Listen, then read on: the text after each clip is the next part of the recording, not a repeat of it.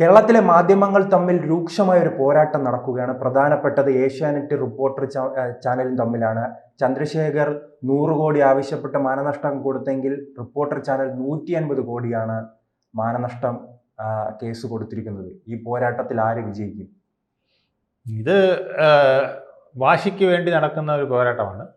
അതിൽ സത്യം എവിടെയുണ്ടോ അവിടെ മാത്രമേ വിജയിക്കാൻ പറ്റുള്ളൂ. അപ്പോൾ രാജീവ് ചന്ദ്രശേഖരനെ സംബന്ധിച്ചിടത്തോളം അദ്ദേഹത്തിൻ്റെ ഈ BPLൻ്റെ വസ്തു ഇടപാടിൽ അദ്ദേഹത്തിന് യാതൊരു റോളുമില്ല എന്ന് അദ്ദേഹം പൂർണ്ണമായും തെളിയിച്ചിട്ടുണ്ട്. അത് മാത്രമല്ല, ഇത് 2014 അതിനു മുമ്പുമൊക്കെ നടന്ന കാര്യങ്ങളാണ്. അത് കഴിഞ്ഞിട്ട് അദ്ദേഹം കേന്ദ്രമന്ത്രിയായിരുന്നു, വിവിധ സ്ഥാനങ്ങൾ എത്രയോ പ്രാവശ്യം വഹിച്ചിരുന്നു, MP ആയും ഒക്കെ. അന്നൊന്നും ഉന്നയിക്കപ്പെടാത്തൊരു സാധനം ഇപ്പോൾ 2025 ഉന്നയിക്കുമ്പോൾ അതിൻ്റെ പിന്നിൽ രാഷ്ട്രീയമുണ്ട് എന്നുള്ളത് വ്യക്തമാണ്. രാജീവ് ചന്ദ്രശേഖർ BJPയുടെ അധ്യക്ഷനായി വന്നത് മുതൽ അദ്ദേഹത്തിന് പല വിധത്തിലുള്ള ആരോപണങ്ങൾ വരുന്നുണ്ട്. ചിലർ പാർട്ടിക്കകത്ത് നിന്ന്, ചിലർ പുറത്തു നിന്നുള്ള ആരോപണങ്ങളിൽ ശക്തമായൊരു ആരോപണം ഇപ്പോൾ റിപ്പോർട്ടർ ചാനലാണ് ഉന്നയിച്ചിരിക്കുന്നത്. അവരുടെ നിരന്തരം വാർത്തകളിലൂടെ അവർ രാജീവ് ചന്ദ്രശേഖരനെ ഒരു ഭൂമി ഇടപാട് കള്ളനാക്കി ചിത്രീകരിച്ചുകൊണ്ടാണ് അവർ വന്നിരിക്കുന്നത്. രാജീവ് ചന്ദ്രശേഖർ അത് തൻ്റെ പത്രപ്രസ്താവനയിലൂടെ നിഷേധിച്ചെങ്കിലും വീണ്ടും അത് അവർ തുടർന്നുകൊണ്ടേയിരുന്നു. അല്ല, ആ ചാനലിന്റെ ഒരു നിലപാട് തന്നെ ഈ ബ്ലാക്ക് മെയിലിലേക്ക് പോയിട്ടുണ്ടല്ലോ. പണ്ട് നാം കോൺഗ്രസുമായി ബന്ധപ്പെട്ട് കണ്ടു, ഈ മരമുറി കേസ് അന്വേഷിച്ച ഒരു മലപ്പുറത്തെ ഒരു പോലീസ് ഉദ്യോഗസ്ഥനെതിരെ ഇത്തരം ഭീഷണികൾ ഉണ്ടായിരുന്നു. അപ്പോൾ ഈ മരം മുറിച്ച പണം കൊണ്ട് കേരളത്തെ വിലക്കെടുക്കാമെന്നാണോ ചിന്ത? തീർച്ചയായിട്ടും അവർക്ക് പല അജണ്ടകളുണ്ട്. ഒന്ന്, രാഷ്ട്രീയം പല ടെലിവിഷൻ ചാനലുകളിലും കയറിയിരിക്കുന്നു. അവർ രാഷ്ട്രീയ കക്ഷികളുടെ വക്താക്കളായിട്ട് മാറിയിരിക്കുന്നു. അതുകൊണ്ടാണ് ഇത് സംഭവിക്കുന്നത്. നിഷ്പക്ഷമായ പത്രപ്രവർത്തനം എന്ന് പറയുന്നത് കേരളത്തിൽ അസ്തമിച്ചിരിക്കുന്നു. ഈ ചാനലുകളുടെ കിടമത്സരം വന്ന് ബാർക്ക് റേറ്റിംഗും കൂടെ വന്നപ്പോൾ എങ്ങനെയും ഒന്നാമതെത്തുക എന്നുള്ളതിലേക്ക് മാറിയിരിക്കുന്നു. അതിന് റിപ്പോർട്ടർ ചാനൽ ഒരുപാട് ഗിമ്മിക്കുകൾ നേരത്തെ മുതൽ ഒന്നാമതെത്താനായിട്ട് കാണിച്ചിരുന്നു. അത് കുറച്ച് നാൾ അവർ വിജയിച്ചെങ്കിലും പിന്നീട് അവർ രണ്ടാമതും ഒക്കെ ആയിട്ട് താഴോട്ട് പോവുകയാണ് ഉണ്ടായത്. അത് ഏഷ്യാനെറ്റിനെ അവരിടയ്ക്ക് കവച്ചു വെച്ചതാണ്. പിന്നീട് അവർക്ക് അതുപോലെ മെസ്സിക്ക് പുറകെ പോയതുകൊണ്ടാണ്. അതിനിടയ്ക്ക് ചാനൽ വാർത്തകളെക്കാൾ മെസ്സിയെ അന്ന് എത്തിക്കാൻ ശ്രമിച്ചു. അതെ, അങ്ങനെ കുറേ ഓരോ വിഷയങ്ങൾ, അത് മെസ്സി മാത്രമല്ല, ഓരോത്തിലും അവർ ഹൈപ്പ് ഉണ്ടാക്കുന്ന വിധത്തിൽ ചില വാർത്തകൾ പറയുക, അതിൽ ശരിയോ തെറ്റോ എന്ന് പോലും നോക്കാതെ പലപ്പോഴും വാർത്തകൾ പറയുന്ന ഒരു രീതി വന്നിട്ടുണ്ട്. അതിൻ്റെ ഒരു തുടർച്ചയായും പിന്നെ അതിനകത്ത് രാഷ്ട്രീയവും കൂടെ വന്നതാണ് രാജീവ് ചന്ദ്രശേഖരനെതിരെ ഇത്ര ശക്തമായി മുന്നോട്ട് വന്നതെന്നാണ് ഇപ്പോഴത്തെ റിപ്പോർട്ടുകൾ മനസ്സിലാക്കുന്നത്. ഇപ്പോൾ പ്രധാനപ്പെട്ട പല റിപ്പോർട്ടർ ചാനലിൻ്റെ അവതാരകർക്കെതിരെയുമാണ് ഇപ്പോൾ ഈ മാനനഷ്ട കേസ് കൊടുത്തിരിക്കുന്നത്. അതെ, ആന്റോ അഗസ്റ്റിനുണ്ട്, പിന്നെ അതുപോലെ തന്നെ അരുൺകുമാർ, സ്മൃതി, ജിമ്മി ജെയിംസ്, സുജയ പാർവതിയാണ് BJPക്ക് വേണ്ടി നിരന്തരം വാദിക്കുന്ന അവർക്കെതിരെയും ഇപ്പോൾ കേസ് വന്നിട്ടുണ്ട്. അതെ, അത് ഒരു കേസ് വരുമ്പോൾ അങ്ങനെയാണല്ലോ, അത് റിപ്പോർട്ട് ചെയ്യുന്ന ആ ആളിനെതിരെ വരും. പിന്നെ അത് ഏത് ചാനലാണോ റിപ്പോർട്ട് ചെയ്യുന്നത് അവർക്കെതിരെയും വരും. പിന്നെ ഇതിൻ്റെ സോഴ്സ് എന്ന് പറഞ്ഞ് അവർ ഏതെങ്കിലും സ്ഥലങ്ങളെ, ആ വ്യക്തികളെയോ പറഞ്ഞിട്ടുണ്ടെങ്കിൽ, സ്ഥാപനങ്ങളെ, വ്യക്തികളെ പറഞ്ഞിട്ടുണ്ടെങ്കിൽ അതും കൂടെയൊക്കെ ഉൾപ്പെട്ടാണ് സാധാരണയിൽ കോടതിയിൽ കേസ് ഫയൽ ചെയ്യുക. അപ്പം അത്തരത്തിൽ ഇപ്പോൾ 100 കോടിയുടെ ഒരു കേസ് രാജീവ് ചന്ദ്രശേഖർ ഫയൽ ചെയ്തിരിക്കുകയാണ്. അദ്ദേഹം പറയുന്നത് സുപ്രീം കോടതിയിൽ ഈ വിഷയം മുമ്പ് വന്നപ്പോൾ പോലും അദ്ദേഹത്തിന് എക്സംഷൻ കിട്ടിയതാണ് എന്നാണ് പറയുന്നത്. അപ്പോൾ അങ്ങനെയാണെങ്കിൽ ഇത് ഗൗരവതരമാണ്. ഇത് ചെറിയ തോതിൽ അവസാനിക്കില്ല. അതുകൊണ്ട് റിപ്പോർട്ടർ ചാനൽ ഒരുപാട് വെള്ളം കുടിക്കേണ്ടി വരുമെന്നാണ് തോന്നുന്നത്. അതല്ലെങ്കിൽ അവർക്ക് ഇതിലെന്തെങ്കിലും സത്യാവസ്ഥ ഉണ്ടെങ്കിൽ അത് കോടതിയെ ബോധ്യപ്പെടുത്താൻ ബാധ്യസ്ഥരായി മാറും. കോടതിയിൽ ഇങ്ങനെ നമ്മൾ വാർത്ത വായിക്കുന്ന പോലെ പറഞ്ഞാൽ പറ്റില്ല.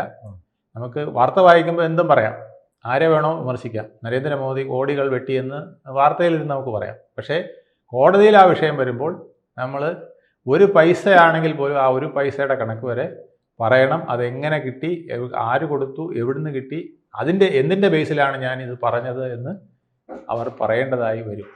അല്ലെങ്കിൽ ബാർക്ക് റേറ്റിൽ മാത്രം ചുരുങ്ങുന്നത് കൊണ്ടാണ് ഈ പ്രശ്നം. ഇപ്പോൾ മുൻകാലങ്ങളിലെല്ലാം ഒരു വാർത്തയുണ്ടെങ്കിൽ അതിന്റെ ശരികളും തെറ്റുകളും നോക്കി മാത്രമേ വാർത്ത നൽകിയിരുന്നുള്ളൂ. ഇപ്പോൾ അങ്ങനെയല്ലല്ലോ. അല്ല, ഇപ്പോൾ അതായത് ജനങ്ങളുടെ നിലവാരത്തെ പരിശോധിക്കുന്ന വിധത്തിൽ ചാനലുകൾ വാർത്തകൾ പടച്ചു വിട്ടുകൊണ്ടിരിക്കുകയാണ്.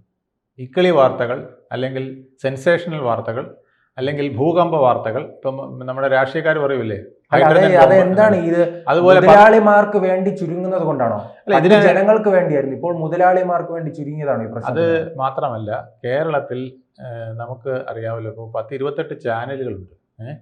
ഇതിൻ്റെ വ്യൂവേഴ്സ് എന്ന് പറയുന്നത് വളരെ ലിമിറ്റഡാണ്. ആ ലിമിറ്റഡായ ആൾക്കാർ മിക്കവാറും 1-2 ചാനലുകളിലാണ് മിക്കവാറും ഫോക്കസ് ചെയ്യുന്നത്. ബാക്കിയുള്ളവരിലേക്ക് പലരും പോകാറില്ല.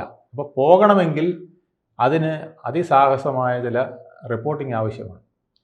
ഇപ്പോൾ രാഹുൽ ഗാന്ധിയൊക്കെ പറയുന്ന പോലെ ആറ്റം ബോംബും ഹൈഡ്രജൻ ബോംബും ഒക്കെ ചാനലുകൾക്ക് പൊട്ടിക്കേണ്ട അവസ്ഥ വന്നിരിക്കുകയാണ്. അങ്ങനെ പൊട്ടിക്കുമ്പോൾ അല്ലെങ്കിൽ സെക്സ് സ്കാൻഡലുകൾ പറയേണ്ടി വരുന്നു.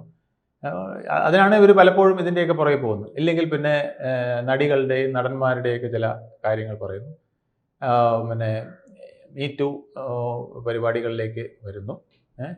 ഇങ്ങനെയുള്ള ഓരോ പ്രോഗ്രാമുമായിട്ട് അവർ മുന്നോട്ട് വരികയും ആ ഓരോരുത്തരുടെയും പിന്നെ പ്രൈവറ്റ് കാര്യങ്ങളിലേക്ക്, സ്വകാര്യതയിലേക്ക് ഒളിഞ്ഞു നോക്കുന്ന വിധത്തിലേക്ക് വരെ ചാനലുകൾ വരികയാണ്.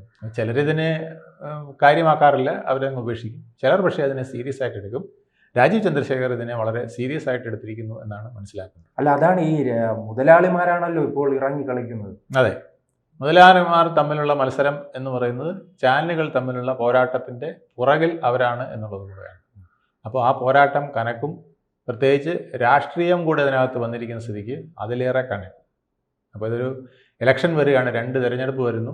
ഒന്ന് തദ്ദേശ സ്വയംഭരണം, അത് കഴിഞ്ഞാറുടനെ നിയമസഭാ തെരഞ്ഞെടുപ്പ്. ഈ 2 തെരഞ്ഞെടുപ്പിലും അലയടിക്കാൻ പോകുന്ന വിഷയങ്ങൾ ഇതൊക്കെയായി മാറാതിരിക്കണമെങ്കിൽ കോടതിയിൽ ഈ വിഷയം ഇതിനു മുമ്പേ എത്തി പലരുടെയും സത്യാവസ്ഥ അല്ലെങ്കിൽ അസത്യം എന്താണ് പറഞ്ഞതെന്നുള്ളതിനെക്കുറിച്ചുള്ള ഈ പ്രശ്നം രാജീവിന്റെ പ്രശ്നം മാത്രമല്ല. രാജീവ് ഇപ്പോൾ നിലവിൽ BJPയുടെ സംസ്ഥാന പ്രസിഡന്റ് കൂടിയാണ്. അപ്പോൾ ആ രീതിയിലും രാഷ്ട്രീയപരമായ ഒരു തിരിച്ചടി എന്തായാലും റിപ്പോർട്ടർ ചാനൽ പ്രതീക്ഷിക്കണമല്ലോ. തീർച്ചയായിട്ടും അത് ശക്തമായ തിരിച്ചടി ഉണ്ടാവാനാണ് സാധ്യത. പ്രത്യേകിച്ച് കൂനിന്മേൽ കുരുവുള്ളവർ ഏറെ സൂക്ഷിക്കണം. കാരണം അവർക്ക് ആ കൂനിൻ്റെ മേലിരിക്കുന്ന കുരുവിനും കൂടെ ഉത്തരം പറയേണ്ടി വരും. അപ്പോൾ സാറ് സൂചിപ്പിച്ചതാണ് ഈ കേസുകളായിരിക്കും അല്ലേ, പഴയ കേസുകളിലേക്ക് സാധ്യത. മുങ്ങിയതും പിന്നെ വിഴുങ്ങിയതുമായ എല്ലാ കേസുകളും പുറത്തേക്ക് വരും. അതാണ് ഇനി വരാൻ പോകുന്ന നാടകം. ഇതൊക്കെ ബാർക്ക് റേറ്റിംഗ് കൂട്ടാനായിട്ട് ഉപയോഗപ്പെടുത്തുന്നത് നല്ലതായിരിക്കും. ഈ വിഷയങ്ങളുടെ എല്ലാം പ്രധാന കണ്ണി മെസ്സി ആയിരിക്കുമോ? മെസ്സിയല്ല, മെസ്സിയുടെയും പിന്നെ മെസ്സിയുടെ ആ സംഭവവുമായി ബന്ധപ്പെട്ട് മെസ്സി വരില്ല. പിന്നീട് സ്റ്റേഡിയവുമായി ബന്ധപ്പെട്ട് മരമുറി വിവാദം വരുന്നു. അനുവാദമില്ലാതെ ചിലർക്ക് സ്റ്റേഡിയം അനുവദിച്ചതായി പറയുന്നു. അങ്ങനെ അതിന്റെ ഒരു തുടർച്ചയായി തന്നെ പല മാധ്യമങ്ങളും വാർത്ത നൽകുന്നുണ്ടല്ലോ. വഴി തിരിച്ചുവിടാനുള്ള ശ്രമമായിരിക്കും. മെസ്സിയുടെ പിന്നിൽ സ്റ്റേഡിയത്തിന്റെ പുതുക്കലും ഒക്കെ ഉൾപ്പെട്ട അഴിമതി കഥകളാണ് ഇനി വരാനിരിക്കുന്നത്. ഇപ്പൊ തന്നെ ഹൈബി ഈഡൻ ഒരുപാട് അഴിമതി കഥകൾ ആ സ്റ്റേഡിയത്തിന്റെ നവീകരണവുമായി ബന്ധപ്പെട്ട് പറഞ്ഞു കഴിഞ്ഞു. അവിടുത്തെ എം എൽ എയും അതുപോലെ തന്നെ പറഞ്ഞു കഴിഞ്ഞു. അപ്പോൾ ഇത് എല്ലാം ചൂണ്ടിക്കാണിക്കുന്നത് ഒരു വലിയ കൊടുങ്കാറ്റിന് മുമ്പുള്ള ചായക്കോപ്പയിലെ ആവി പറക്കലാണ് നമ്മളിപ്പോൾ കണ്ടത്. ഇനി വലിയ ഒരു കൊടുങ്കാറ്റ് ഉണ്ടാവാനിരിക്കുകയാണ്. സൂചിപ്പിക്കുന്ന സ്റ്റേഡിയവുമായി ബന്ധപ്പെട്ടും അതുപോലെ തന്നെ മരംമുറി പോലും ഇപ്പോൾ വലിയ വിവാദമായിരിക്കുകയാണ്. അപ്പോൾ ആ മരംമുറി അടക്കമുള്ള വിഷയങ്ങളിൽ ഒരുപാട് കഥകൾ ഇനി വരാനിരിക്കുന്നതേ ഉള്ളൂ. ഇതിൻ്റെ എല്ലാം ചുരുൾ അഴിഞ്ഞു വരുമ്പോഴേക്കും പലരും തലയിൽ മുണ്ടിട്ട് പോകേണ്ട അവസ്ഥയെത്തുമെന്നുള്ളതാണ് പറയുന്നത്. അല്ല, ഇത്തരം കാര്യങ്ങൾ എന്തായാലും ഈ മരംമുറിയായാലും ആ സ്റ്റേഡിയത്തിലെ വിവാദങ്ങളായാലും എന്തായാലും സർക്കാരിനെ ബാധിക്കുമല്ലോ. അവരുടെ പിന്തുണ ഇല്ലാതെ ഇത്തരം കാര്യങ്ങൾ കേരളത്തിൽ നടത്താൻ കഴിയുമോ? സർക്കാരിനെ ബാധിക്കുന്ന പ്രശ്നമില്ല. അത് നിങ്ങൾ പിണറായി വിജയൻ സർക്കാരിൻ്റെ കഴിഞ്ഞ 9.5 വർഷത്തെ പ്രവർത്തനം നോക്കിയാൽ മനസ്സിലാകും. വിഷയം വരുമ്പോൾ അതിൻ്റെ ഇര അനുഭവിക്കും. അതല്ലാതെ സർക്കാരിലേക്ക് അത് എത്തുകയില്ല. സ്വർണ്ണപ്പാളിയും സ്വർണ്ണ കടത്തും അവിടുത്തെ വാതിലടക്കം കൊണ്ടുപോയതും അയ്യപ്പൻ്റെ വിഗ്രഹങ്ങൾ അടക്കമുള്ള സാമഗ്രികൾ അടിച്ചുകൊണ്ട് പോകാൻ ശ്രമിച്ചതും എല്ലാം ഇപ്പോൾ ഏതാനും ചില വ്യക്തികളിൽ, ചില പോറ്റിമാരിലും ചില മുരാരിമാരിലും ഒക്കെ വന്നൊതുങ്ങുന്നത് പോലെ, അല്ലെങ്കിൽ അതിൻ്റെ തൊട്ടടുത്ത ഘടകം വരെ, അതിനപ്പുറത്തേക്ക് പോകാതിരിക്കാൻ പിണറായി വിജയനും അദ്ദേഹത്തിൻ്റെ സർക്കാരിനും നല്ലപോലെ അറിയാം. അത് ഇനി മരമുറിയായാലും ഇനി ചാനൽ വിവാദമായാലും എല്ലാത്തിലും ആ തത്വം അവർ തുടർന്നുകൊണ്ടിരിക്കും. ഒന്നും അവിടെ വരെ യേശുവില്ല, അതിന് തൊട്ടിപ്പുറത്ത് വന്ന് നിൽക്കും. അപ്പോൾ ചിലപ്പോൾ ഇരയായി പോകുന്നത് അദ്ദേഹത്തിൻ്റെ തൊട്ടടുത്ത് വന്ന് നിന്ന് പ്രവർത്തിച്ചവരായിരിക്കും. അതിനപ്പുറത്തോട്ട് പോകാൻ വഴിയില്ല. അദ്ദേഹം മൗനം പാലിക്കുകയും ചെയ്യും. അദ്ദേഹം മൗനം പാലിക്കുകയോ അല്ലെങ്കിൽ അദ്ദേഹം അതിനെ തള്ളിപ്പറയുകയോ ചെയ്യും. കുറ്റക്കാരെ എതിരെ കർശനമായി നടപടി എടുക്കുക എന്നുള്ളതാണ് ഈ സർക്കാരിൻ്റെ ഉത്തരവാദിത്തം. അത് ഞങ്ങൾ ചെയ്യുമെന്ന് അദ്ദേഹം പറയും. അത് ചിലപ്പോൾ ചെയ്യേണ്ടി വന്നാൽ ചെയ്യുകയും ചെയ്യും. തൻ്റെ തടി രക്ഷിക്കാൻ ഏതറ്റം വരെയും പോകുന്നതിനുള്ളതിൻ്റെ ഏറ്റവും ഉത്തമ ഉദാഹരണമാണ് സ്വർണ്ണ കടത്ത് കേസ് ഉൾപ്പെടെ പറഞ്ഞ വിഷയങ്ങളിൽ അവസാനം അദ്ദേഹത്തിൻ്റെ സ്പെഷ്യൽ പ്രൈവറ്റ് സെക്രട്ടറി ആയിട്ട് വരെ ഇരുന്ന ശിവശങ്കറാണ് ഉത്തരവാദിയായി വന്നത് എന്നുള്ളത് നമ്മൾ കണ്ടതാണ്. സ്പെഷ്യൽ പ്രൈവറ്റ് സെക്രട്ടറി അല്ല, അദ്ദേഹം പ്രിൻസിപ്പൽ പ്രൈവറ്റ് സെക്രട്ടറി ആയിരുന്നു. ആ പ്രൈവറ്റ് സെക്രട്ടറിയാണ് അവസാനം ഉത്തരം പറഞ്ഞ് ജയിലിൽ പോയത്. കൂടുതൽ വാർത്തകളും വിശേഷങ്ങളും നിങ്ങളിലേക്ക് എത്താൻ ABC മലയാളം സബ്സ്ക്രൈബ് ചെയ്യുക, ബെൽ ബട്ടണും അമർത്തുക.